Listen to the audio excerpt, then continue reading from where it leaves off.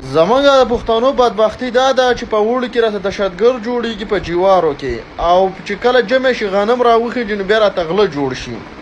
اوس په باجوړ کې چې کومه جرګه من پاڅون وشو، جرګه وشوله، اول خو د دغې مشرانو ته موږ یو ذات له داد ورکړو، خو 2 ورځې پاس په دې ملک باندې حالات به بدل. یوه خبره. دویمه خبردار چې اوس په باجوړ کې خلکو ته وینا وشوله چې تاسو جوار ریبئ.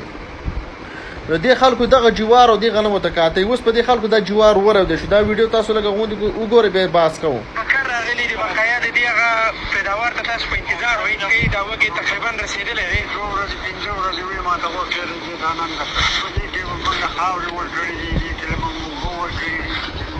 دا غټه ویډیو د خو مقصد دا پوهه کې چې په وجه وینا کله چې جوار تاسو ورېبئ او د سپینګیري چا تقریبا 14 دړۍ ځمکه کارل او په دې باندې تقریبا د 3.5-4 لک روپۍ خرچه راغله. نن سبا تاسو خرچو پاته ده. د باجوړ خلکو د یو ورځ 2 ورځې و دغلته په لږ غونډې په آرامدیا وي، د هغې نه بعد به شوټینګار شروع کېږي. نور دا پاکه خبره چې د کمال او د جمال لوبه جوړه ده، خو خبره صرف معدنیاتو ته د دې ځګینه خام ویستل دي. حکومت چې اوس دا خلک وباسي یا په خلکو دا فصلونه ریبي، اول د دې موازنه دي ورکړي، اول د دې پیسې دي ورکړي، وروسته دي دا خلک ریبي.